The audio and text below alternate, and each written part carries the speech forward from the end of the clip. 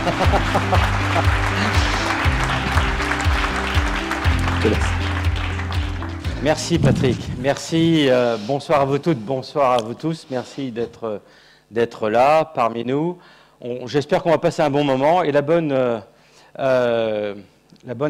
bon message que j'aimerais vous faire passer, c'est que si c'est pas très bien ici, il y a un concert qui va démarrer à côté. Voilà, donc ça met de la pression, je vais essayer d'être au moins aussi bon que Patrick et de partager ensemble, si vous voulez, un corpus de connaissances qu'on va faire très vite, en accéléré, mais qui devrait nous inviter à redéfinir ce qu'est l'humain. Donc, au travers d'une lorgnette qui est la science, on va définir comment fonctionne notre cerveau pour comprendre pourquoi il y a des résistances au changement, pourquoi parfois notre leadership peut être un peu écorné, et puis aussi pourquoi on a du mal à faire que les troupes ne nous suivent pas toujours. Donc ensemble, voyons comment fonctionne le cerveau. Et si je pourrais avoir la première diapositive, voilà. On va voir ensemble notre cerveau. Vous savez, c'est assez intéressant. Quand on parle de cerveau, on peut faire des tests. Alors qu'il y a d'autres organes sur lesquels on ne peut pas toujours faire des tests. Donc, on va faire un test tous ensemble. Vous l'avez vu sur la vidéo de tout à l'heure, le cerveau se trompe. Et ce que j'aimerais juste voir avec vous, rapidement, c'est jusqu'à quel niveau et à quel point il se trompe. Alors, vous m'avez l'air très attentif, donc je vais profiter de votre attention pour vous demander de vous prêter à ce jeu du bento. Hein, vous savez, quand vous allez à Paris, vous avez beaucoup de compassion pour les touristes qui se font avoir, donc ne cherchez pas à jouer, vous allez vous faire avoir. C'est pipé, les dés sont pipés. Alors, pour l'instant, là, ce que je vais vous montrer, c'est une scène qui n'est pas du tout pipée. Je vais vous demander simplement de suivre les consignes. Alors, la consigne est la suivante. Je démarre la vidéo et je vous demande eh bien, de suivre la trajectoire de la pièce, parce qu'à un moment donné, je vais arrêter la vidéo et je vais vous demander de m'indiquer où est la pièce. Vous voyez, donc ce n'est pas très difficile. À l'heure qu'il est, vous avez faim, donc on va faire vite. Très simple, je suis certain que vous savez où est la pièce, et je vous promets, je ne change pas la vidéo, mais je vais l'arrêter à un moment donné.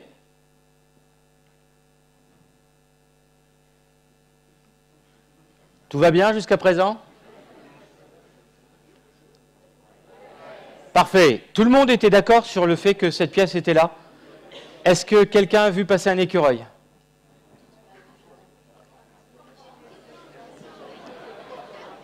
Alors, on remet le film. On remet le film à 0. Et évidemment, heureusement que personne n'a levé la main, il n'y avait pas d'écureuil à voir. Mais je voulais voir s'il y avait des menteurs. En revanche, certains ont vu le poivron. Vous pouvez lever la main. Alors, ceux-là, vous pouvez prendre leur nom. Ils n'écoutent pas les consignes. Il est là. Attendez, je le remets pour ceux qui ne suivent pas. Regardez, regardez le poivron.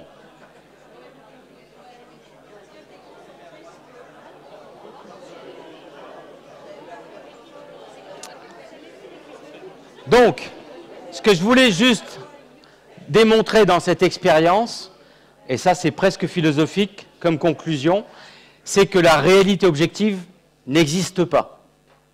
La réalité que l'on se fait du monde dépend de notre attention et où on la porte. Ceux qui ont suivi les consignes savaient très bien où était la pièce, mais j'ai produit une cécité au poivron. Ceux qui sont des rebelles ont choisi de ne pas suivre le trajet de la pièce. Dans ce cas-là, ils avaient une vision holistique. Ils étaient capables de dire « mais bien sûr, j'ai vu un poivron et je n'ai pas vu d'écureuil ». En revanche, si je leur pose la question « où est la pièce ?», ils ne peuvent pas savoir.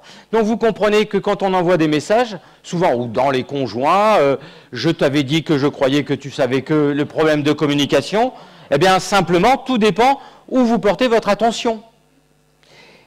Ça veut dire autrement dit que quand on travaille, vous devez choisir où vous allez porter votre attention. Et si vous avez un problème à résoudre, ne vous laissez pas distraire par le téléphone qui sonne, ou Facebook qui vous appelle, ou Twitter et autres. Parce que, à ce moment-là, eh bien, quand le téléphone a vibré, que vous étiez sur un tableau Excel ou en train de rédiger un document, eh bien, ce téléphone qui a sonné vous a rendu aveugle au poivron. C'est un exemple, hein. Donc, rapidement, j'aimerais voir avec vous quelles sont les grandes découvertes de la fin du XXe, voire début du XXIe siècle, qui nous invitent à redéfinir ce qu'est l'humain. Non pas un organisme qui doit s'adapter au process, hein, ça n'a pas marché. Depuis 70, on essaye de faire ça. Vous savez qu'aujourd'hui, sur 10 personnes qui vont travailler, il y en a 9 qui sont démotivées. Et quand je ne travaille pas avec Tilt, je travaille avec notre ministre de l'Éducation, où on essaye également d'apporter les outils de la neuroscience et des sciences cognitives au service de l'éducation, et les enjeux sont les mêmes. 10 enfants qui vont à l'école, 9 sont démotivés.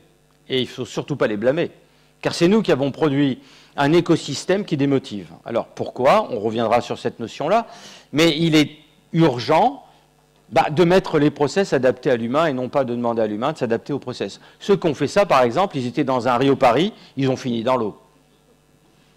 Ils étaient adaptés au process, mais il y a eu des erreurs. Et une intelligence humaine, comme l'a dit Patrick, et non pas une intelligence artificielle, est capable de déceler des signaux faibles qu'un algorithme n'est pas capable de faire. N'oubliez pas, ce que vous avez certainement déjà entendu précédemment, c'est que l'algorithme et l'intelligence artificielle fonctionnent avec du mégadata, mégadonnées, big data, alors que le cerveau humain fonctionne avec l'économie de la donnée. Tout parent a constaté que son enfant, quand on le met à table sur sa chaise, vous savez, à la hauteur pour le garder en face de nous, et qu'il prend une cuillère et qu'il la prend et il la fait tomber, alors vous, avec le cerveau empathique, on va en parler tout à l'heure, vous allez ramasser en disant, le pauvre, il n'a plus la cuillère. Vous lui donnez sa cuillère. Il va vous regarder et il la refait tomber une deuxième fois. Vous rigolez moins là, mais vous allez la ramasser quand même. Et vous lui donnez cette cuillère la troisième fois, il la prend, il vous regarde et il la lâche. Eh bien, ça y est, son cerveau a découvert la gravité. Première loi, il sait que tout objet lourd, quand je le lâche, finit par tomber par terre. Et deuxièmement, c'est devenu un grand psychologue. Quand ça tombe par terre, ça énerve mes parents. Et il voit bien, même s'il ne comprend pas le son que vous produisez, il voit bien sur le visage tout ce qui est du langage non verbal, il le reçoit et il va s'en amuser. Vous voyez ? 3 fois, on suffit pour qu'il invente la gravité et qu'il soit un grand psychologue. Un ordinateur, pour conduire une voiture autonome, a besoin de plus de 2000 heures pour que cette voiture n'écrase pas trop de monde. Un humain qui va apprendre à conduire, c'est une centaine d'heures. Donc on voit bien que l'humain est dans l'économie de la donnée quand l'intelligence artificielle a besoin de mégadonnées. Alors quelles sont donc ces caractéristiques, ces particularités que nous avons tous entre nos deux oreilles, hein, je ne ferai pas de blagues sur les blondes ce soir. On a tous un cerveau, donc, même les footballeurs. Et ce qui est intéressant, c'est que cette science-là nous révèle des particularités qu'on n'avait même pas imaginées il y a encore 15 ans. Le premier, eh bien, c'est de découvrir que l'humain se définit comme un être incomplet. Comme dirait Ségolène Royal, l'incomplétude. C'est l'incomplétude. On n'est pas fini. Vous voyez? On n'est pas fini. Alors, certains peut-être encore moins que d'autres, mais on n'est pas fini. Quand vous voyez un enfant naître, évidemment, il naît grand handicapé. Hein, un poulain qui naît dans la nature, en 15 minutes, il est capable de suivre la horde. Un enfant qui naît, vous voyez combien il est handicapé, il n'est pas capable de réguler la température, il ne peut pas se mouvoir, il ne comprend pas le monde qui l'entoure. Et donc son cerveau procrastine. Parce que vous dites, allez, après l'adolescence, ça va aller mieux. Non, ça va toujours pas mieux, c'est très lent, vous voyez. On a l'effet Tanguy à 20 ans, 30 ans, il est toujours à la maison, il ne veut pas partir. Mais tout ça est normal parce que c'est le propre de l'humain, c'est de procrastiner dans le développement de son cerveau, l'incomplétude. Et si on part de ce constat que si nous devons tous rester modestes, que finalement Dieu ou la nature n'a pas mis tout ce qu'il fallait comme logiciel alors qu'on a un super ordinateur, il y a 10% de logiciels déjà prêts à l'emploi, 90%, c'est nous qui allons bosser. Il va falloir s'inscrire et suivre les rencontres tilt et lire des ouvrages et apprendre plein de choses, parce qu'on apprend à tout âge, puisque l'humain se définit comme étant un être incomplet. Son boulot, c'est d'aller prendre l'information de l'extérieur et la mettre à l'intérieur. Donc, quand on dit comprendre, apprendre, vous voyez de quoi on parle. Il y a une notion d'appréhension de l'information de l'extérieur et je la mets à l'intérieur. Et évidemment, le fait d'avoir mis cette information à l'intérieur, c'est parce que mon cerveau est informable qu'il est déformable. Donc, on découvre que le cerveau adulte, quel que soit son âge, il est toujours sur une dynamique. On est animal, et on n'est pas humain, mais on le devient. C'est-à-dire, cette trajectoire de l'humanisation, c'est le propre de l'humain, c'est de prendre de l'information autour de nous, par le social et le culturel, et peu par les gènes. Vous voyez, donc, ce premier point, c'est ce cerveau a une grande appétence au changement. Vous savez, tous les mots sont des poisons pour le cerveau. Là, il y a l'héroïne, la cocaïne, mais la routine aussi. La routine, eh bien, évidemment, quand les informations vont se répéter, ce cerveau cessera d'être dynamique. Et alors là, eh bien, quand on débite des cerveaux, nous, au laboratoire, en tranches, alors je vous rassure, hein, c'est des analyses post-mortem, on ne peut pas dire quel âge avait le sujet, mais on peut dire ce qu'il faisait avec son cerveau. Et vous faites des fouilles et vous tombez sur des circuits qui ont 85 ans, et un peu plus loin, vous tombez sur du cerveau avec des circuits de 14-15 ans. Alors vous êtes très surpris, mais derrière vous, il y a quelqu'un qui vous tape sur l'épaule et vous dit « Mais t'inquiète, tu tiens le cerveau de Jean d'Ormesson. » Ah bah oui, j'ai compris. Et puis il y a aussi, comme vous l'avez constaté, comme moi, il y a des jeunes qui sont vieux. Vous voyez, donc, premier principe, l'incomplétude, c'est-à-dire que tant qu'on sera ouvert au changement, tant qu'on sera curieux, eh bien ce cerveau continuera sa croissance. Alors, il y a plein, mais je n'ai pas le temps, ceux qui m'ont déjà écouté à l'APM le savent, j'ai une liste comme ça de neuromythes, les croyances qu'il faut complètement jeter à la poubelle. Cerveau droit, cerveau gauche, cerveau de Mars, cerveau de Vénus, 10% du cerveau qu'on utiliserait, vous voyez, ça flatte l'orgueil en disant le jour où je vais me réveiller, tu vas voir. En fait, le constat de ceux qui ont 10% d'activité dans leur cerveau, c'est ceux qui regardent TF1. Mais certainement pas qui viennent assister aux conférences Tilt. Alors, premier principe, le cerveau humain est un cerveau inachevé à la naissance, et toute notre vie, jusqu'à la veille de notre mort, si on reste curieux, si on est toujours face au changement, ce circuit, ce cerveau, en réaction, eh bien, se modifie. Donc le cerveau est informable, donc déformable. Deuxième principe, encore beaucoup plus proche dans la découverte, le premier a eu lieu dans les années 2003-2004, le second, eh bien, c'est de découvrir que si je coupe ce cerveau, alors pas justement de façon équitable, je coupe en 3 parties. La première partie, un tiers, me permet de faire des selfies toute la journée. Et manger des cacahuètes et boire de la bière en regardant un match de foot, pas de problème. Mais j'ai 2 tiers de mon cerveau, 2 tiers, sur lesquels j'ai aucune prise. Ces 2 tiers-là sont activés quand je suis en confrontation avec l'autre. Ces 2 tiers-là font que, en face de moi, quelqu'un peut produire des sons, des cris, parce qu'il a mal, je reçois, j'interprète, et je me comporte vis-à-vis de ces cris. Une femme qui entend un bébé crier a des montées de lait parce qu'elle se dit que si elle était à la place du bébé, voilà ce qu'elle aimerait qu'on fasse. Cette idée-là, c'est le propre de l'humain, c'est de considérer le cerveau humain comme une chambre d'écho de l'autre. Il existe une véritable anthropologie de l'altérité qui fait que le cerveau humain, et on est le seul à pouvoir faire ça, peut quitter le corps de celui qui porte ce cerveau pour se glisser dans le corps d'un autre et voir le monde à travers le corps d'un autre. Donc vous voyez de quoi je parle. On appelle ça compassion dans la religion, on peut parler d'empathie. L'empathie étant l'activité mentale que je déclenche, non pas pour moi, mais parce que je reçois des signaux d'autrui. Et l'empathie déclenchant la sympathie. C'est-à-dire, c'est l'acte moteur, orienté vers l'autre. Vous voyez? Donc c'est cette idée qu'il existe une forme de bienveillance dans le cerveau humain. Les jugements moraux, le leadership, le cerveau social, c'est là que ça se situe. Et je vais faire vite, hein, mais vous comprenez pourquoi on a ça.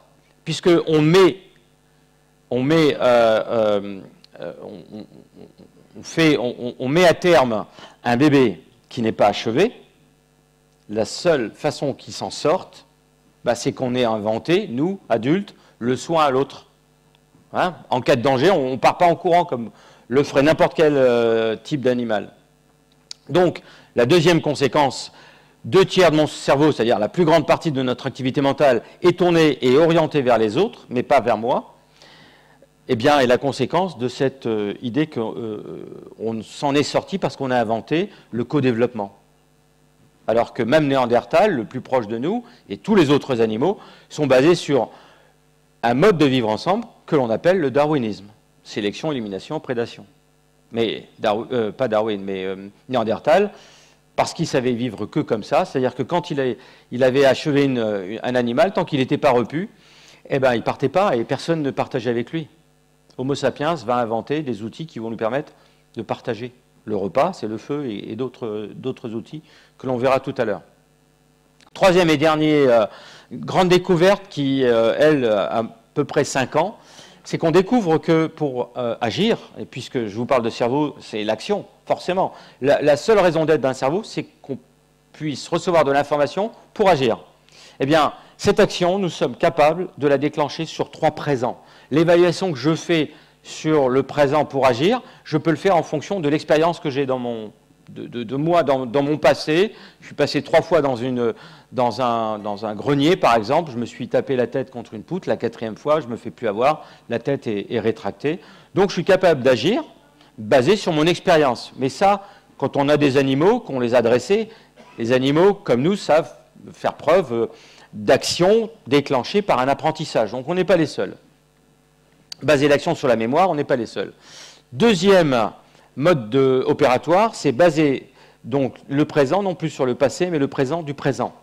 C'est-à-dire que je vais agir en fonction de ce que je vais mesurer autour de moi comme étant la promesse du plaisir le plus fort. Donc c'est ce qu'on appelle le monde des affects, des émois. Ceux qui vivent avec le digital vivent avec cette dictature des émotions.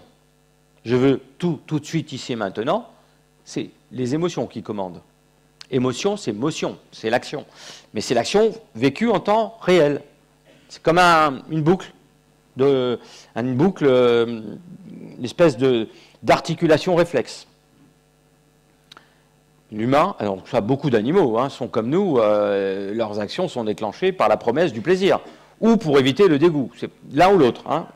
Dans tous les cas, on peut agir par cette évaluation du temps présent. Mais l'humain se caractérise par la possibilité d'agir sur un 3e temps, qui est le présent du futur.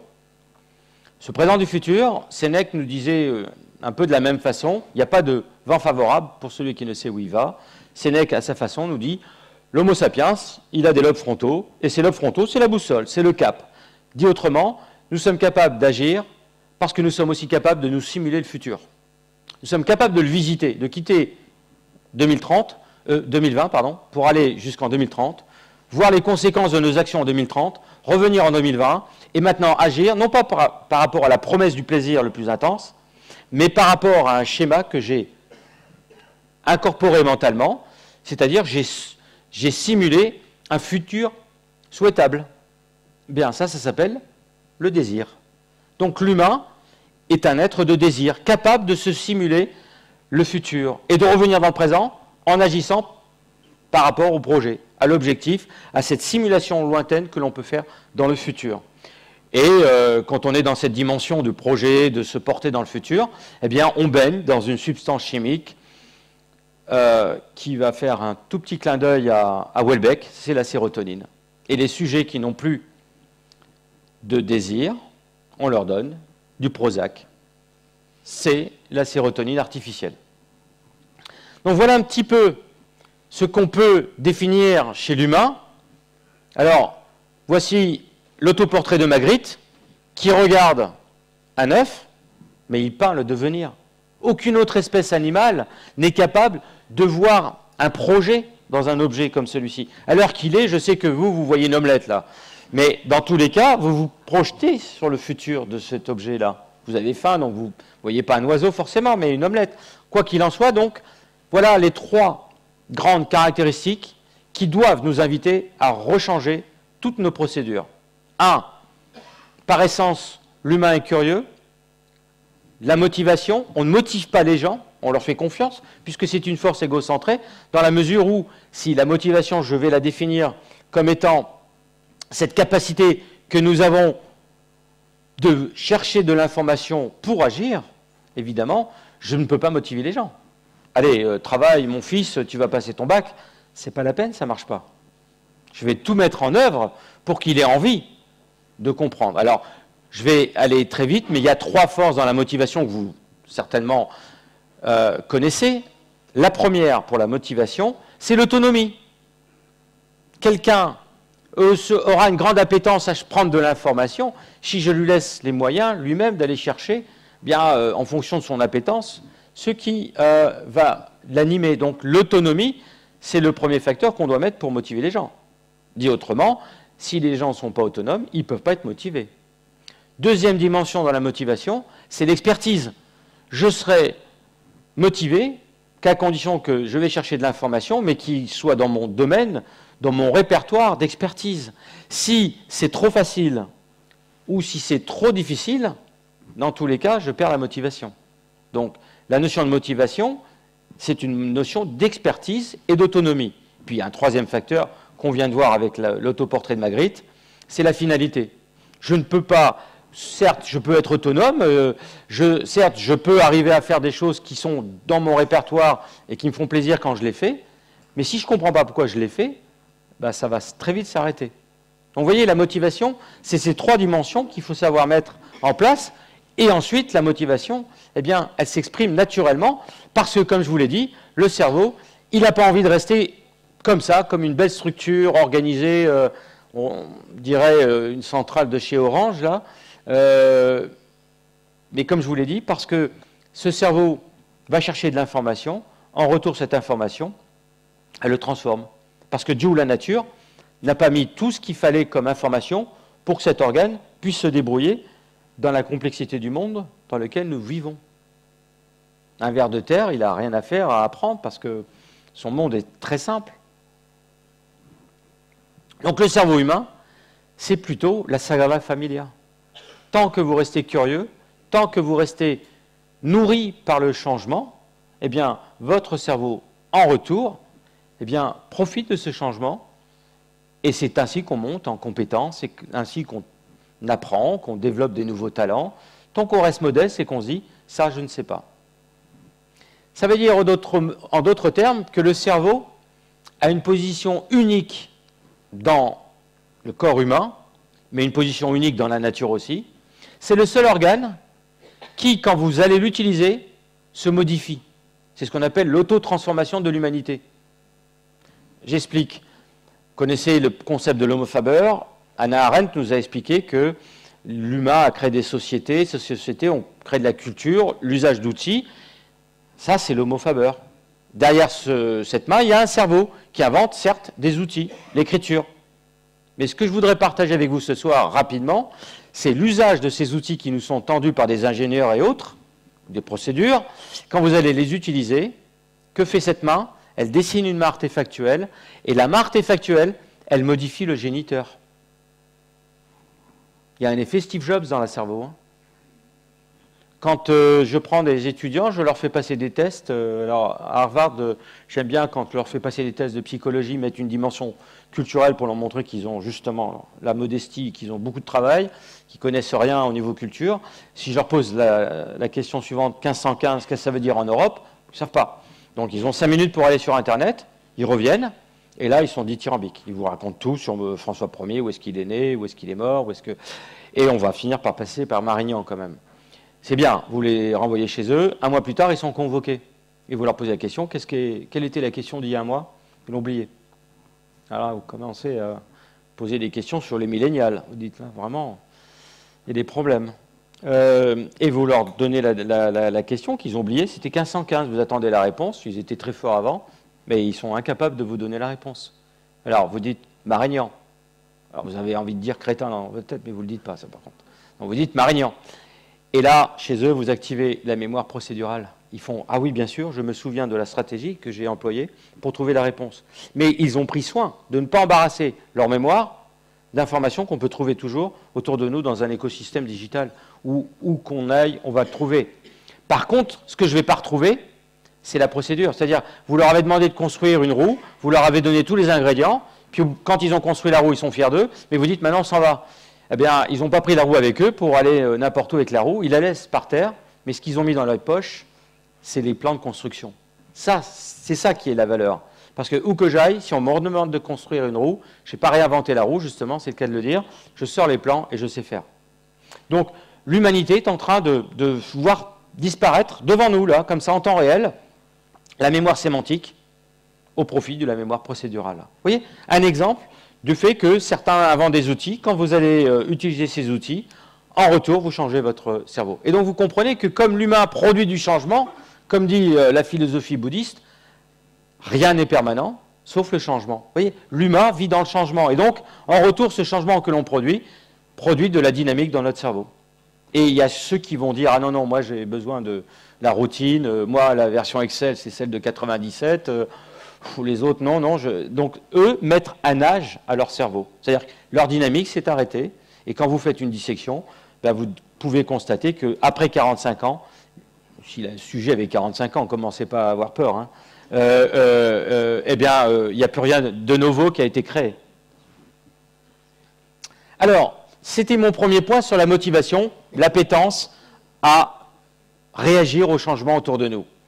Mais le problème qui menace l'humanité dans son intégralité, c'est l'infobésité. C'est-à-dire le genre d'information qu'on ne voudrait pas avoir, mais qu'on a parce qu'aujourd'hui, il suffit de prendre des abonnements, il suffit de monter dans un taxi, le chauffeur, il a BFM, France Info, vous voulez échapper, et il y a toujours des écrans autour de vous qui vous donnent de l'information. C'est de l'information qui nous condamne à savoir, mais pas comprendre.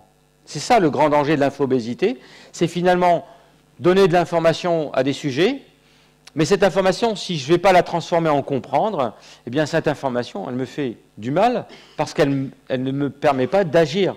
Or, dans tout ce que vous allez voir ici, il y a un fil directeur. La motivation, c'est je prends de l'information, je trie l'information et ensuite j'agis. Et on verra que l'action doit être couronnée de plaisir et de désir, etc., etc. Mais donc, on voit bien qu'ici, la première menace de l'humanité, et plus de 95% de l'humanité est en danger, et on est en train de voir déjà, quand on fait des tests de psychologie, un processus dit de spéciation. Il va y avoir deux populations d'humains. C'est-à-dire ceux qui sont condamnés à savoir, mais uniquement savoir. Alors ils sont devant des écrans à 6 h du matin, et à 22 h, quand vous pensez qu'ils dorment, vos enfants, certains, je ne veux pas vous faire peur hein, ce soir, mais ça arrive, à 22 h, ils sont encore avec la tablette, et alors eux, toute la journée, mais il n'y a pas que, il n'y a pas que les jeunes, hein, leur plus grand danger, c'est d'être condamnés à rester dans le savoir, mais pas le comprendre. Vous comprenez pourquoi les happy few de la Silicon Valley mettent leurs enfants dans des établissements où il n'y a pas de digital. Parce qu'ils vont en faire des leaders de demain. Et ça va être facile.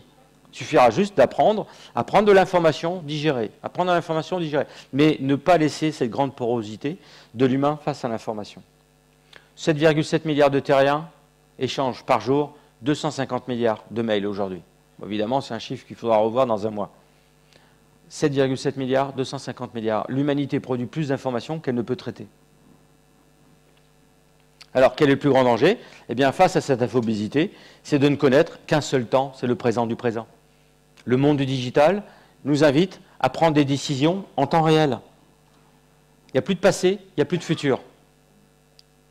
Si vous voulez, on pourra débattre, mais c'est comme ça que vous pouvez manipuler les gens. C'est comme ça que les théories du complot, c'est comme ça que 10% des Français pensent que la Terre est plate. Et 45% des Français voient une menace au travers de la vaccination. Pour ceux qui se rappellent ce qui s'est passé à l'époque de Louis Pasteur, quand vous dites de quelqu'un « Ah, lui, c'est un mordu de pêche ou un mordu de foot », vous faites référence aux fameux mordus qui arrivaient de l'Europe dès qu'ils étaient mordus par un animal à Angers, et ils tenaient leur salut à l'injection qu'ils allaient recevoir à Paris par Louis Pasteur. Eux, ils avaient un rapport au passé, c'est-à-dire qu'ils avaient entendu parler de gens qui avaient été sauvés par la piqûre. Évidemment, si vous faites fi du passé, ben, vous vous dites, oh, c'est un coup de Roselyne Bachelot, et puis donc, voilà, je ne me fais pas vacciner. Et donc, on voit des maladies réapparaître et des enfants mourir de maladies qui avaient été éradiquées, mais qui réapparaissent. Alors voilà, ce qui se passe à peu près dans la même tonalité. Vous avez ici le meilleur au monde de jeu de Go qui est convoqué pour jouer contre un algorithme. Eh bien, il va jouer une fois, deux fois, trois fois, il perd. Pourquoi? Parce qu'il a joué en temps réel contre un algorithme. Et là, l'algorithme, il est meilleur que nous pour prendre des décisions en temps réel. Alors, il a perdu. Donc, mars 2016, comme vous voyez la date, là, c'est l'an zéro maintenant, hein, de tous les agendas. Après mars 2016, on va enlever Jésus-Christ et on va mettre l'Icédole. L'humanité s'est fait défaire et défaite devant l'algorithme. L'intelligence artificielle a battu l'humanité.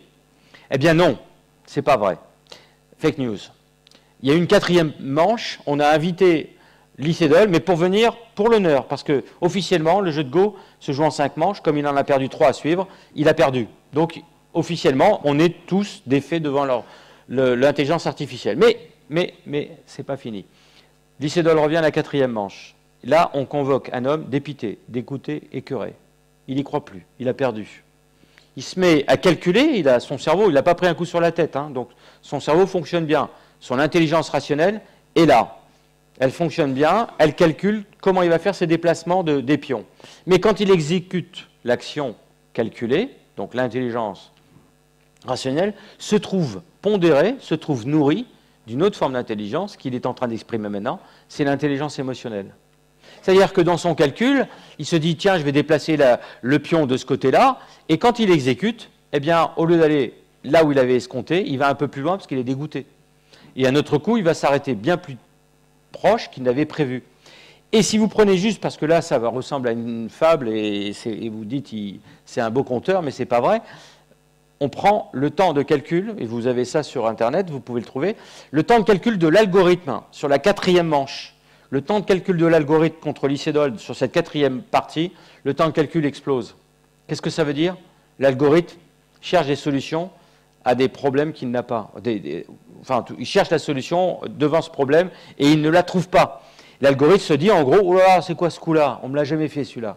Oh là là, celui-là non plus, celui-là non plus. Résultat des courses, l'Icédole a gagné la quatrième manche. Quand l'Icédole s'est rappelé d'être un humain et pas un algorithme. Vous voyez, les 3 premières parties, je dirais qu'il a été ubérisé. C'est ce qui nous menace dans notre travail. Si on est sur des processus automatiques toute la journée, à ce moment-là, vous pouvez dire à votre collègue, écoute, t'assois pas là, j'ai mis un algorithme, c'est la retraite anticipée. Mais si on réfléchit un tout petit peu, quelles sont les valeurs ajoutées, c'est une intelligence rationnelle qui se trouve nourrie d'une intelligence émotionnelle, l'intuition, etc., etc. Mais je dois faire court, je ne vous en parle pas. En tout cas, il y en a plein qui ont reçu l'invitation, mais ils ont dit non, non, désolé Patrick, désolé Laurent, j'ai pas le temps. Vous voyez, ces gens qui travaillent sur des processus automatiques, ils n'ont pas le temps. Too busy. Et alors, ce qui est dommage pour eux, c'est qu'ils vont rater des grandes opportunités. Hein. Et le premier de cordée, comme disait l'autre, il est fatigué. Nous, en clinique, on voit ces gens-là, et les gens qui nous les amènent disent « il a pété les plombs ». C'est ce qu'on dit de quelqu'un qui est épuisé par les processus de réflexion automatique. Donc, un algorithme, il peut travailler toute la journée sur des processus automatiques, et un humain, il pète les plombs. Parce que, je vais essayer de vous montrer, le cerveau a besoin de 2 modes opératoires. Voilà le mode de l'Icédole sur la première partie. Vous voyez, un sujet ici, on bombarde de questions. Cognition, émotion, action. Vous voyez, on le sollicite, on lui demande action, il est sous un scanner, il est attaché, mais il doit planifier comment il engagerait au tennis.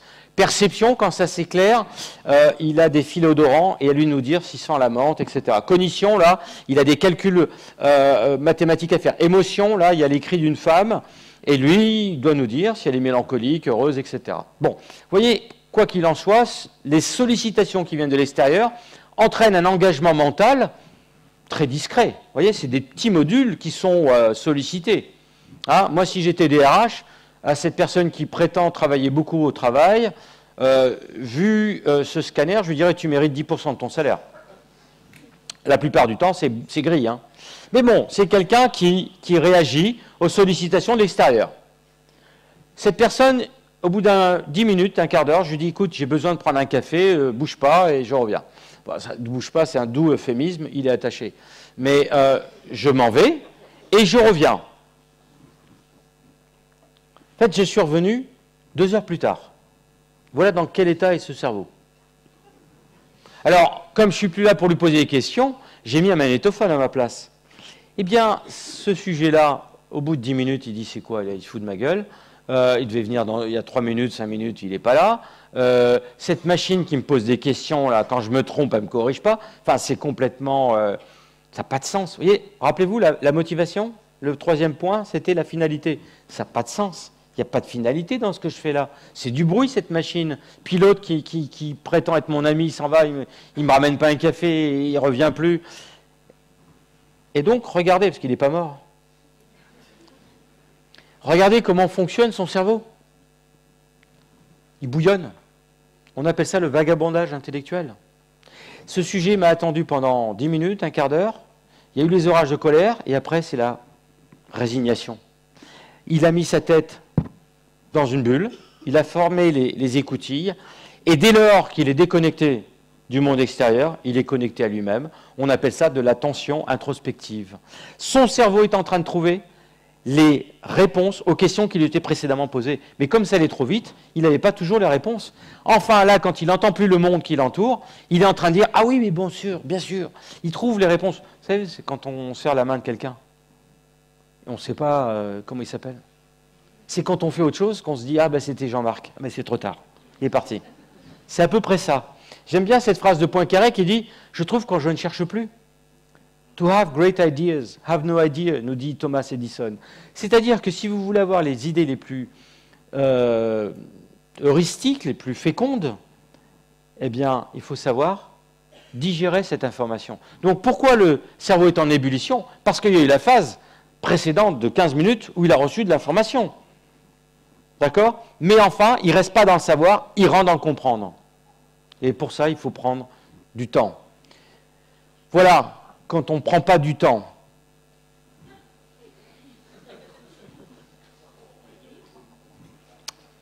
Avec MeToo, j'hésite toujours à montrer ces expériences, mais bon, je prends des risques. Voilà, je montre cette photo à des étudiants, alors j'avais trié, hein, c'était les alpha mâles, testostérone, salle de muscu, tout ça, tout va bien. On peut savoir que leur niveau de testostérone est très élevé. Et je montre le portrait de cette jeune femme et je leur demande à ces étudiants d'attribuer 3 notes sur 10. La beauté, l'intelligence et l'ambition.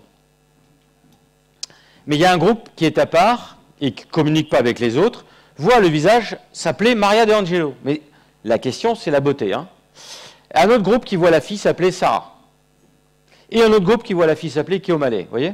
Mais on leur demande d'attribuer une note sur la beauté, l'ambition et l'intelligence. Alors, je suis en train de vous montrer là la prise de décision sur des mécanismes automatiques à la lycédole dans les 3 premières manches. Je prends l'information et j'agis. Vous voyez ? C'est-à-dire que là, comment j'ai fait ça ? Il y a un feu tricolore qui apparaissait en même temps que le visage. Le feu tricolore est passé du vert au orange immédiatement, en moins d'1 seconde. Et ils savent que si le feu passe au rouge, c'est fini, ils ne peuvent plus répondre.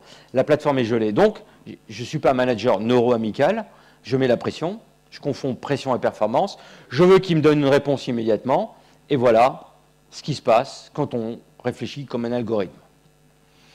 Si elle s'appelle Maria De Angelo, le visage pour la beauté est noté 8 sur 10. Elle est pas mal, hein? Mais si elle s'appelle Sarah, 3 sur 10. On parle du même visage. Vous voyez combien nous ne sommes pas performants et nous ne sommes pas fiables par rapport à un algorithme. Vous demandez la beauté, c'est un peu comme les référendums. Hein. Vous posez une question et les gens vont vous répondre en fonction du contexte, mais pas la question. Et le pire est à venir. Si vous l'avez noté 8 sur 10 en beauté, l'intelligence, c'est 3 sur 10. Vous voyez, c'est pas possible. Elle ne peut pas être belle et prétendre avoir un prix Nobel. Alors que Sarah, elle, enfin c'est pas un travelot, hein, c'est elle, oui. Eh bien, on va lui donner le prix Nobel dans un an. Et dans la vie, il n'y a que Sarah qui est ambitieuse. Mais c'est doublement affligeant. Premièrement, ces sujets ne sont pas fiables dans la prise de décision. Ils se font avoir, un peu comme ceux qui ont suivi Goblet n'ont pas vu le poivron. Ici, ils se font avoir par l'artifice qu'on a mis à côté du visage, le nom et le prénom. Mais le pire, c'est qu'ils se soient autorisés de répondre aux questions intelligence-ambition. Des gens sérieux comme vous, si je vous laisse une minute, vous posez le crayon, vous dites ça va pas, je la connais pas. Mais eux, parce que je leur ai mis la pression, ils se sont autorisés à apporter une réponse. Donc méfions-nous du cerveau en temps réel qui nous amène de l'information, on parle toujours de l'information, quand même il n'en a pas, il l'invente. Troisième étape que l'on doit conduire pour que les gens autour de nous s'épanouissent, qu'ils prennent les meilleures décisions, qu'ils optimisent leur mémoire et qu'ils soient le plus possible collectifs, eh bien, c'est quand on les a informés et qu'ils ont compris, ils doivent agir. Voilà ici un cerveau humain, la pouponnière, hein, là où naissent les bébés neurones, c'est au cœur du cerveau. Et puis, admettons que le sujet découvre les joies du sudoku, il démarre débutant, mais ça lui fait plaisir, il pratique, puis il a envie de monter. Donc quand il a envie de monter, c'est qu'il a du désir, et quand il pratique, il a du plaisir. Alors, parce qu'il a du désir et du plaisir, les circuits engagés agitent des drapeaux et disent « c'est par ici qu'il faut envoyer des bébés neurones ». Et donc, c'est ce que vous allez voir là sur cette vidéo. Vous avez un neurone qui a 4 semaines chez un homme de 49 ans, et comme un alpiniste, vous voyez, il y a une encre qui apparaît au bout, et qui disparaît. Elle apparaît, elle disparaît. Eh bien, là, vous faites le constat que l'encre est toujours présente. Le neurone s'arrête de voyager en cours de route et il ne bouge plus. Je vous dirai ce qu'on a injecté dans le sang de cette personne. Et maintenant, on va injecter une autre substance chimique qui est naturelle, hein, qu'on a dans notre cerveau normalement. Et vous voyez que l'encre, on a du mal à la voir tellement le neurone est pressé d'arriver à bon port et de faire profiter les circuits qui sont sollicités pour monter en compétence, pour avoir de la mémoire. Eh bien, cette troisième vidéo a été enregistrée quand on a injecté de la sérotonine. Comme le sujet, il a un projet. Vous voyez, on a mimé le projet en lui injectant de la sérotonine dans le sang. Et ce que vous avez vu sur cette séquence précédente, l'encre est présente, le neurone s'arrête, on lui a injecté du cortisol, qui est l'hormone que notre corps se met à sécréter quand nous vivons l'adversité. On est plein d'informations, on est super informé, peut-être trop, et on n'agit pas. Je sais, je procrastine, on verra demain. Demain, on verra la fin de la semaine prochaine. J'y arrive pas, les dossiers montent, je demande à mes collègues, ils pataugent. On patauge tous, on n'agit plus, le cortisol monte. Et chez une personne stressée, vous l'avez probablement déjà testé quand vous travaillez avec des collègues comme ça, eh bien, ils retiennent rien. Et ils sont incapables de discriminer des signaux, ils confondent, etc. Donc, on voit combien l'action, puisque le cortisol va diminuer dès que j'agis. Alors, d'ailleurs, un petit conseil, hein, on peut même tricher avec son cerveau. On a une semaine harassante, plein d'informations, on n'a pas toujours le manche pour agir. Eh bien, le vendredi soir, vous allez dans une salle de gym, vous allez courir, et finalement, en courant, on peut tricher avec notre cerveau, lui dire, tu vois, ça y est, j'ai compris, j'agis. Et quand on fait un dosage du niveau de cortisol dans le sang, en France et en Europe, on l'a fait, eh bien on s'est aperçu que c'est non pas les fonctionnaires qui ne regarderaient pas l'information et qui se cachent, non, c'est chez les sportifs. Ou des gens comme vous, certainement, qui agissaient en permanence et refusaient le statu quo. Voilà. Donc, si l'action nous libère, encore faut-il que cette action connaisse 2 dimensions, le plaisir et le désir. Ça veut dire que, je vais passer ça, il y a, pour comprendre ce graphe, 2 dimensions dans nos actions. Plaisir, ce que vous faites en mesurant, en donnant des questionnaires hein, aux gens avec qui vous travaillez ou à des enfants dans une école. Tu aimes l'école, tu aimes ce que tu fais ou tu n'aimes pas. Et puis, ça, ce qu'on veut mesurer, l'engagement, c'est le désir. Vous voyez? Alors, ça, vous ne passez pas par un questionnaire. Hein. Le désir ne peut pas être mesuré par un rapport subjectif du sujet. Alors que le plaisir, oui, on sait si on aime ou on n'aime pas. Eh bien, avec cette grille de lecture, maintenant vous comprenez qu'il y a 4 types de comportements. Il y a des gens, pour qu'ils agissent, ce n'est pas la peine de les faire rêver. Il ne faut pas les emporter très loin. D'ailleurs, vous leur dites, tiens, on va faire ça dans 3 mois, puis dans 6 mois, puis alors dans 2 ans, j'ai mon schéma, puis dans 8 ans, on va racheter les concurrents. Ils vont dire, attends, tu me donnes mal à la tête, moi, qu'est-ce que je fais maintenant là? Vous voyez, c'est ces gens-là, en bleu. Ils sont dans le présent, c'est-à-dire le plaisir, hein, le monde des émois, le monde des affects, c'est le présent. Eux, vous voyez, ils sont très forts, hein, ils sont là, à droite. Mais si vous prenez le barycentre de cette surface, de cette population, au niveau désir, bah, c'est très peu, quoi. Mais bon, tant qu'ils ont du plaisir, ils se contentent de ça et ça va. Il y a les groupes en jaune là-haut. Vous voyez, prenez ce sujet, n'importe où, là, ici, par exemple, des sujets dont le désir est total, engagement terrible. Ils amènent le travail le soir, ils amènent le travail le week-end, ils amènent le travail le 24 décembre, tout le temps. Ils ont leur ordinateur greffé sur les genoux, ils ont des projets, tout le temps, tout le temps, tout le temps. Mais je les appelais les malheureux, parce que c'est des sujets qui ont du désir, mais si vous prenez cette partie-là, vous arrivez sur du plaisir très faible. Quand le désir est fort et que le plaisir est faible, ce hiatus, ça s'appelle frustration. On n'est pas maso. Je vous ai dit, le désir, c'est la simulation de la récompense à venir. Oui, mais encore, faut-il que le jour J, elle arrive. Et quand elle n'arrive pas, ou qu'elle n'est pas à la hauteur de nos engagements, ce différentiel, ça crée de la frustration. Et si le différentiel est plus grand, ça s'appelle du burn-out. Ce sont des sujets qui ont un engagement et un désir total, et les malheureux, le plaisir n'est pas au rendez-vous. Et pourquoi ? Bien, le manager qui n'est pas neuro-amical va dire, de quoi tu te plains? J'ai changé la moquette dans ton bureau. De quoi tu te plains? Tu as eu une prime au mois de décembre, tu t'en rappelles plus ou quoi? Cette personne se plaint comme n'importe quelle personne le ferait, parce que ce qui est le plus gratifiant, c'est-à-dire comment peut-on déplacer le P du faible vers le fort? Par la reconnaissance sociale. Nous sommes tous des puits sans fond. Il y en a qui ont besoin de traits rouges, il y en a qui ont besoin de rosettes, il y en a qui ont besoin du meilleur ouvrier de la semaine et de savoir, ah tiens, c'est moi là.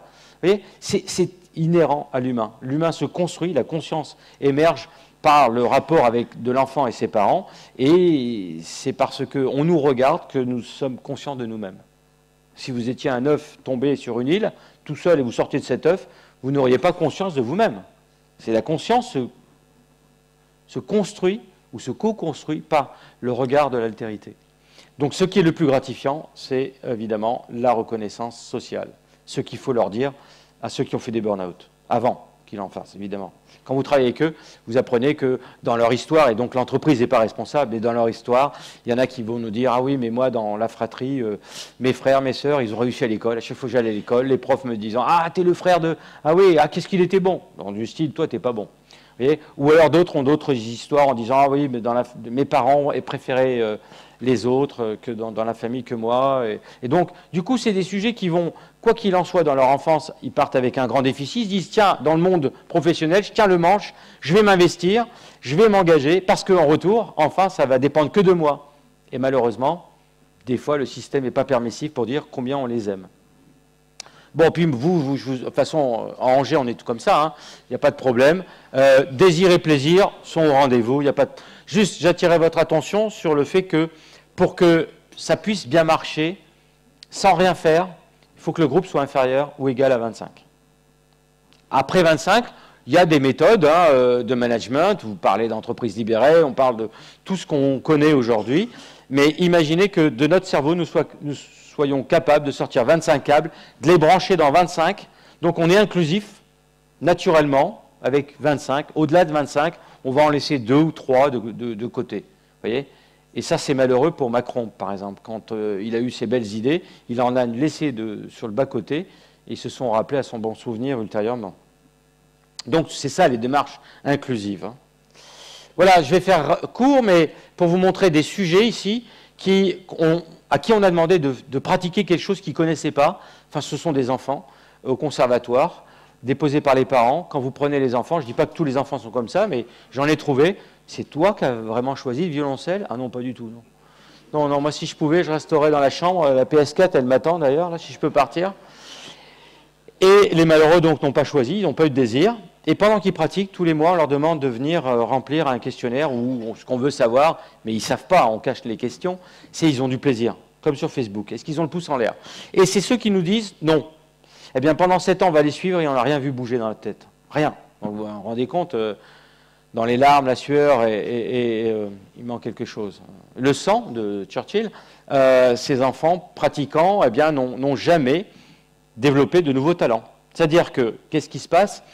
Pendant 7 ans, ils avaient 7 ans et là maintenant ils ont 14 ans, ce sont des apprentis au piano ici. Vous avez un pianiste qui joue dans la salle et vous activez cette partie du cerveau par le son du piano. Et bien ça, on n'a pas besoin d'aller à l'école parce que Dieu ou la nature avait prévu d'attacher l'oreille à cette partie du cerveau. Donc ça ne servait à rien de souffrir. Par contre, au bout de 7 ans, enfin il y a quelque chose qui se passe en haut du cerveau quand l'enfant entend une note. Et vous savez à quoi naturellement est dédiée cette région de notre cerveau? À planifier le geste. Donc, les enfants, par apprentissage, dans la douleur, donc il a fallu 7 ans, eh bien, on finit par associer le son avec la planification du geste. C'est-à-dire que l'enfant, quand il entend une note, maintenant, il s'imagine lui-même bouger les mains sur un clavier. Et par ce mouvement-là, il identifie précisément la note de musique. Et vous pouvez même faire l'inverse, vous lui tendez un clavier en mousse, il appuie sur le clavier en mousse, donc il active d'abord cette région du cerveau qui est dédiée à la planification du geste, et pendant qu'il bouge, il entend.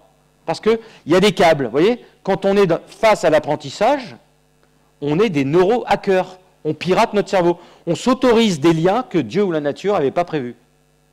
Nous sommes des neuro-hackers. Le problème, c'est quand il n'y a ni désir ni plaisir, eh ben, il faut être patient. En gros, vous serez acheté par le concurrent de toute façon. Si dans votre entreprise, on est comme ça, 7 ans pour monter en compétences, on est racheté. Donc, il y a des catalyseurs. On peut accélérer. Ici, c'est le plaisir. Donc, ce sont des sujets qui sont convoqués pour un test. Ils ne savaient pas quelle était la nature du test. Donc, je leur ai demandé de jongler. Donc, ils sont surpris. Donc, il n'y a pas eu de désir pour ça. Mais je leur demande de jongler 5 minutes par jour pendant 1 mois. À l'issue de ce jonglage, ils reviennent 1 mois plus tard, et vous voyez que dans le scan 2, c'est 1 mois plus tard, on est plus haut qu'avant de démarrer le jonglage. Et quelle est cette nouvelle compétence? Ici, les sujets sont allongés dans un scanner, on leur projette une vidéo où il y a des balles qui se déplacent dans l'air. Donc vous activez la rétine par la vidéo, et la rétine active la région visuelle de notre cerveau. Pas besoin d'aller à l'école ou de jongler pour ça. Mais ce qui est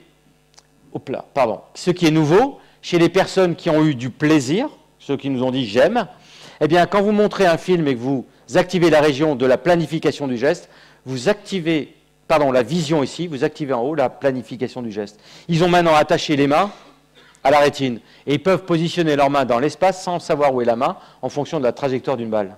C'est comme ça qu'on jongle. Vous voyez, un nouveau talent qui a émergé parce qu'ils ont juste pratiqué 5 minutes par jour pendant 1 mois. Donc parfois, quand on prend des vraies vacances, on peut revenir reconfigurer. Hein. J'espère. Allez, autre accélérateur, maintenant je mets le désir. Pendant 6 mois, j'ai vanté les mérites de la cécité, surtout quand elle est transitoire. J'ai dit à des étudiants, ceux qui sont volontaires, vous allez vivre dans un studio pendant 5 jours et 5 nuits. Vous allez perdre la vue. Mais c'est génial, parce que l'humain est dominé par un sens, le visuel.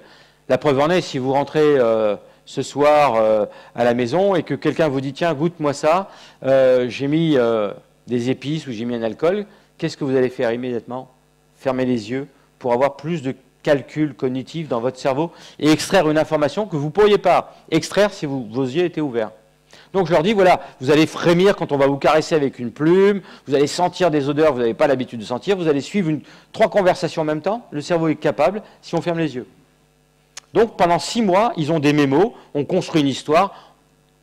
Le désir, ils en sont eux-mêmes leurs acteurs. On les invite à visiter plusieurs fois le studio dans lequel ils vont vivre. Ils le préparent, ils commencent à mettre des vivres, et ils vivent très bien. Pendant 5 jours et 5 nuits, la seule chose qu'ils ne font pas, on a constaté qu'ils ne se lavaient pas. Mais le reste, ils vivent très bien. Alors au bout des 5 jours et 5 nuits, ils doivent mettre la main dans une boîte à l'intérieur de laquelle ils touchent une cible.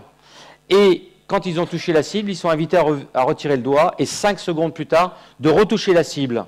Mais moi, entre-temps, j'ai pu, par-dessous la table, tourner ou pas la cible. Et les points noirs et les points blancs, vous disent, ici c'est la acuité visuelle, tactile pardon, des voyants comme vous et moi, et ça c'est les non-voyants. Pourquoi sommes-nous capables de distinguer deux populations? Parce que les non-voyants sont capables de dire, avec leurs doigts, il y a une rotation de 15 degrés. Vous et moi, une cible comme celle-là, une rotation de 15 degrés, nous mettons le doigt et nous dirions, ça n'a pas bougé. Et on mettrait même notre tête à couper. Et on aurait tort. D'où vient cette nouvelle capacité qu'ont les aveugles pendant 5 jours? Eh bien, la région bleue, c'est la région que Dieu ou la nature, selon votre point de vue, a dédiée au toucher. Mais je vous rappelle que pendant 5 jours et 5 nuits, le toucher est vital pour eux. Ils veulent savoir s'ils s'enfoncent une fourchette ou une paire de ciseaux dans la bouche. Donc le toucher est super sollicité. Ça travaille, c'est comme une usine, ça reçoit plein de carnets de commandes, ça bosse, ça bosse, ça bosse. Et puis pendant que ça bosse, le jaune qui est connecté à la rétine, c'est la grève. Donc la région bleue dit, eh, oh, vous en bas là, vous travaillez avec nous. Donc il y a des câbles qui vont être envoyés dans cette région visuelle, et c'est pour ça que vous la voyez activée là. Elle est activée, pourquoi? Parce que les aveugles qui ont accepté de vivre cette nouvelle expérience pendant 5 jours, qu'est-ce qu'ils ont mis au bout des doigts? Des yeux. Ils ont mis des yeux au bout des doigts. Ils voient, vous voyez bien, le cerveau visuel est activé, il se forme une image visuelle mentale en touchant. La rétine, elle est devenue là, elle est au bout des doigts. Un nouveau talent qui a été acquis en 5 jours.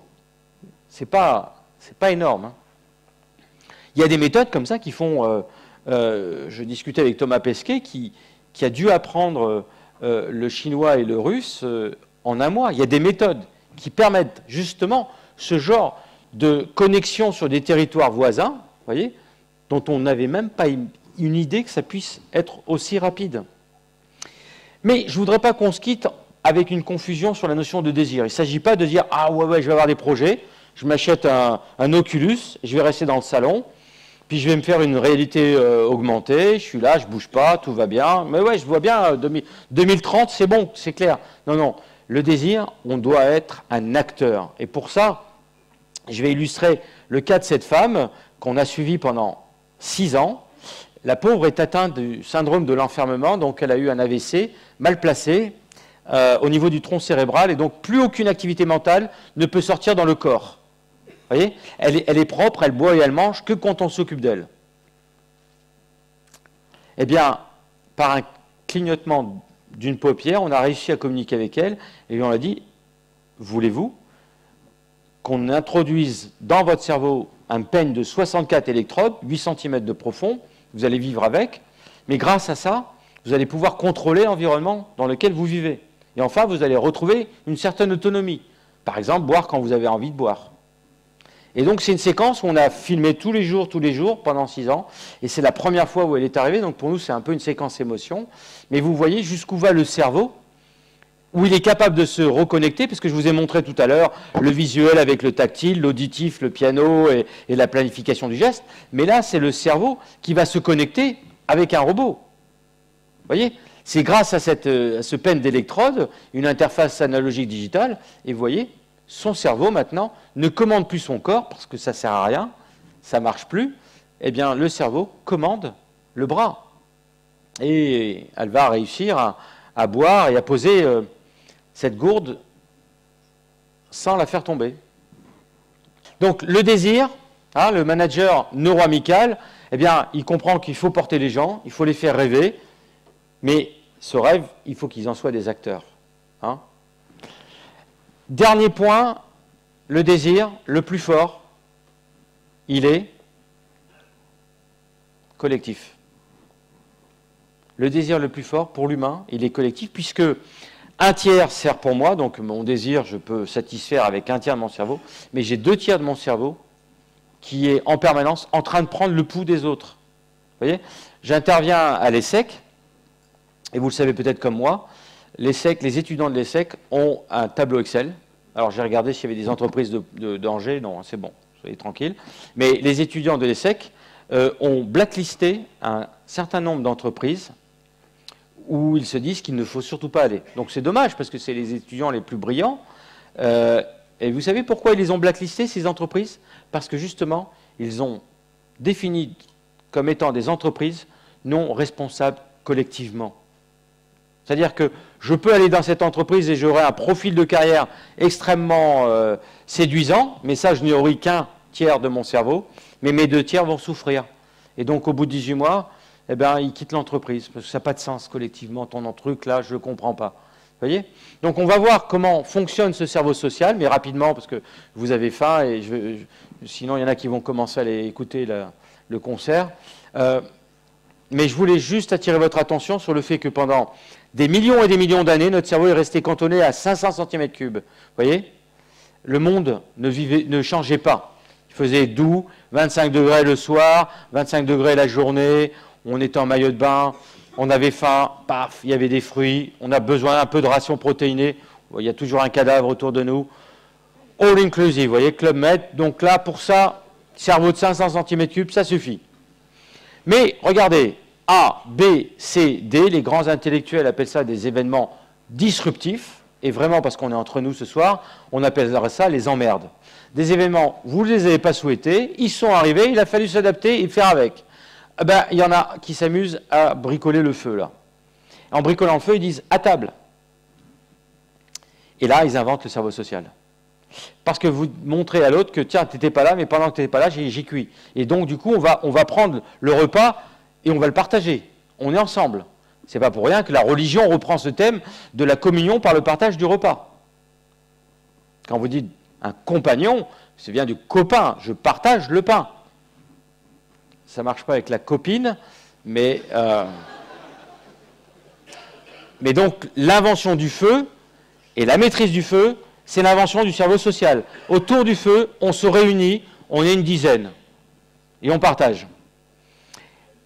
B, les hommes tombent des arbres, on invente la bipédie, et là aussi, sur la planète, il y a des groupes en marche, et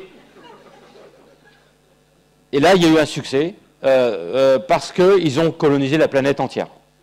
Mais ce groupe en marche, on est face à l'altérité, il y a des mammouths. Je vous rappelle, on était en maillot de bain, et là, on se retrouve dans les Carpates.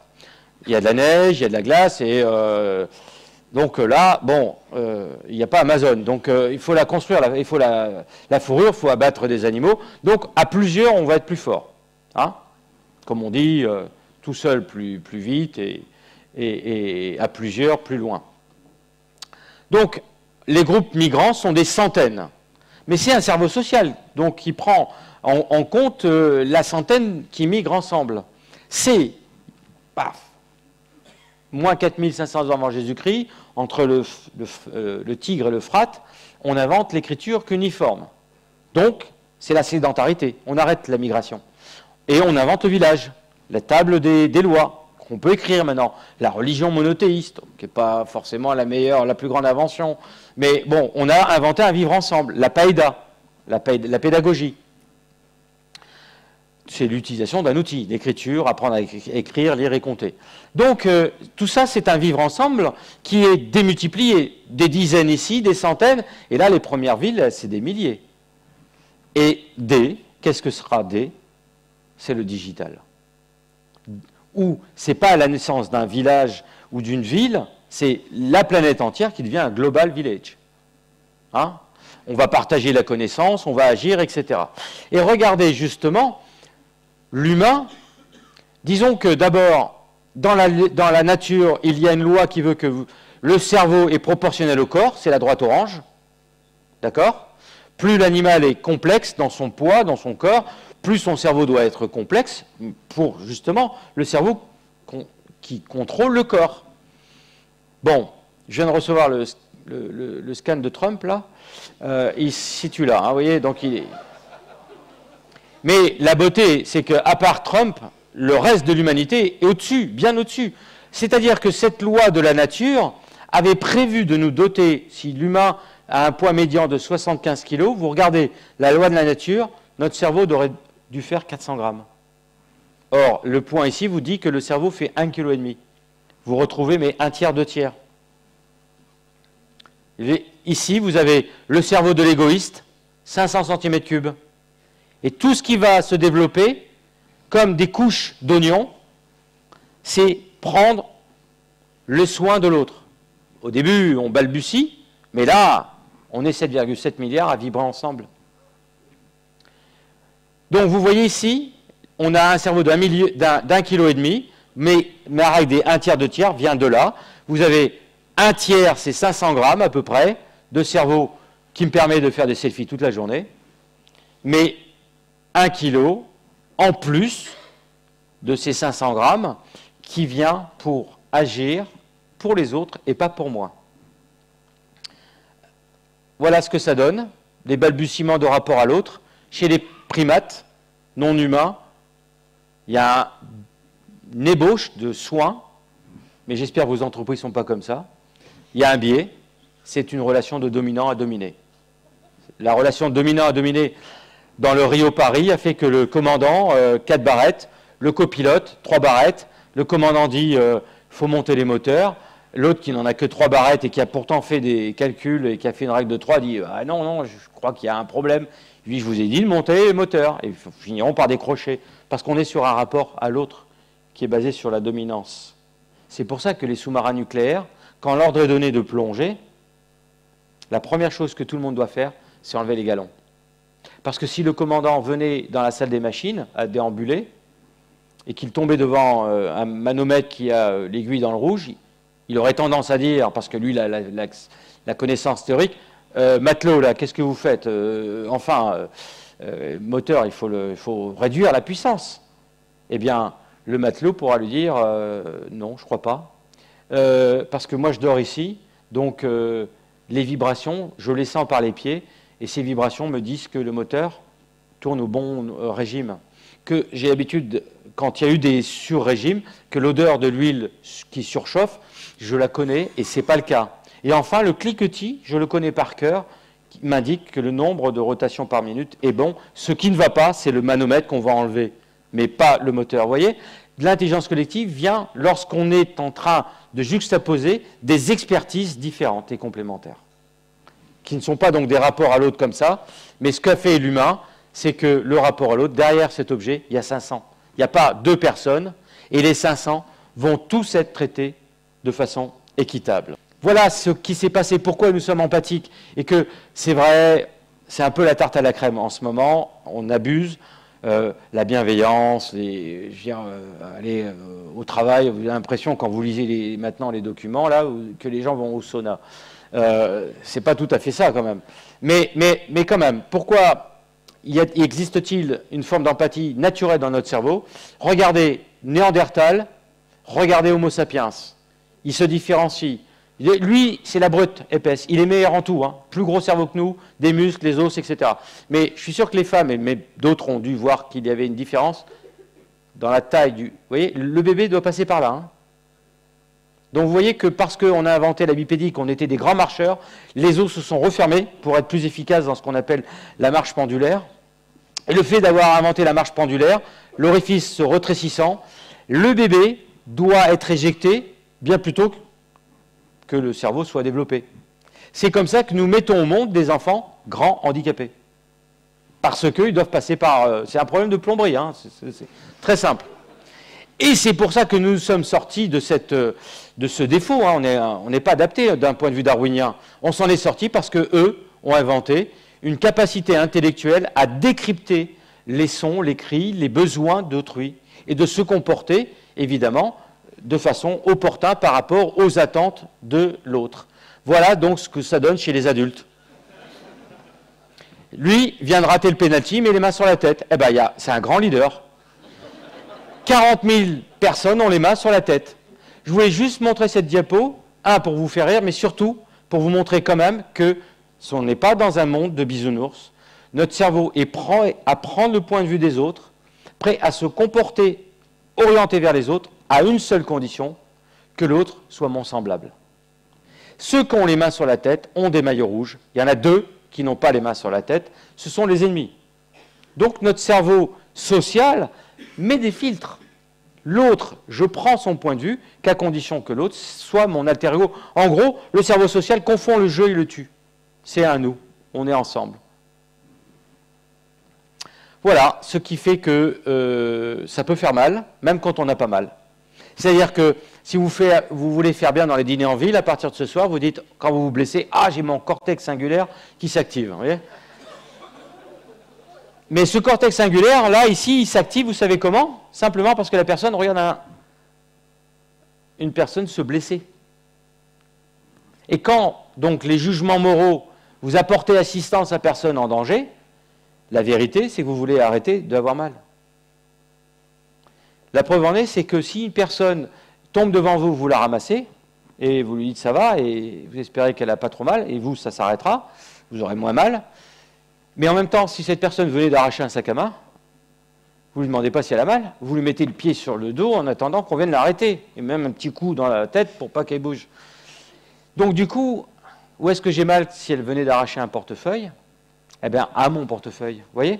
Donc, il y a des filtres de sélectivité qui font que je ne vais pas embrasser le point de vue des autres, comme ça, à part si je suis Sœur Teresa, mais il y a des filtres. Voilà. Donc ça, et je vous laisse, mais c'est juste une mise en bouche, il faudra travailler à partir de ce soir sur cet aspect-là. C'est ce qu'on appelle le nudge management, c'est l'économie comportementale. C'est tous ces principes-là qui sont là pour nourrir le cerveau social. Voilà, et si vous avez des questions, on en parlera, mais je vais juste terminer, je vous promets, sur cette diapo. Comme j'ai mis l'accent sur le désir, je vous ai dit que le désir, nous en étions tous des acteurs, eh bien, ce que je voulais vous montrer, c'est parce que nous avons 2/3 de notre cerveau qui attend les signaux des autres, le désir, et pour moi, c'est la raison d'être d'un manager, le désir est contagieux. Regardez cette expérience. Vous demandez à des étudiants, aimez-vous les bonbons Haribo vert? Ils vous disent, ah ouais, j'aime bien, 5 sur 10. Si le bonbon, le même, est jaune, citron, la note est 3 sur 10. Donc en gros, ils vous disent, j'ai une aversion pour les crocodiles jaunes, j'adore les crocodiles verts. Bon, vous les faites partir et vous en faites rentrer d'autres. Pareil, même question, aimez-vous les crocodiles verts ou aimez-vous les crocodiles jaunes? La réponse est là. 5 sur 10 pour les crocodiles verts, 8 sur 10 pour les crocodiles jaunes. Qu'est-ce qui se passe? La classe précédente m'a dit, j'ai horreur. Ce qui se passe, c'est qu'il y a une main qui est en train d'exprimer un désir. Et donc, son désir devient le mien. Le désir est mimétique et le désir est contagieux. Et donc, ce qu'attendent nos enfants de nous, ce qu'attendent nos collègues, nos employés, c'est qu'on leur montre du désir quand ils n'en ont pas. Donc il faut savoir prendre le pouls des gens. S'ils ont du désir, il n'y a rien à faire. Et s'ils n'en ont pas, c'est à nous de leur produire le désir. Voilà, on va s'arrêter là, en rappelant que beaucoup d'animaux sont sociaux. Les abeilles, notamment, ici, se suicident contre le frelon asiatique. Donc c'est de l'altruisme. Elles agissent par elles-mêmes et pour elles-mêmes. Mais ce dont j'ai essayé de partager avec vous, c'est cette notion que l'humain a un cerveau très complexe qui lui permet d'agir. Si nous étions à la place de cette abeille, avec nos gros yeux, nous agirions en regardant nos voisins et nous agirions pour les voisins, mais pas pour nous. C'est ça l'empathie, c'est la capacité que nous avons de raisonner, de recevoir les émotions d'autrui, de comprendre les intentions d'autrui. Et donc, cette empathie qui nous permet de décortiquer des signaux de l'autre doit déclencher ensuite l'acte moteur, c'est la sympathie. L'empathie déclenchant la sympathie chez l'humain. C'est pour ça que je vous quitterai en vous rappelant, enfin momentanément, le proverbe perse qui nous dit « Si tu as 2 oreilles et une bouche, c'est pour écouter 2 fois plus que tu ne parles. » Sur ce, bon appétit, je me tais. Merci.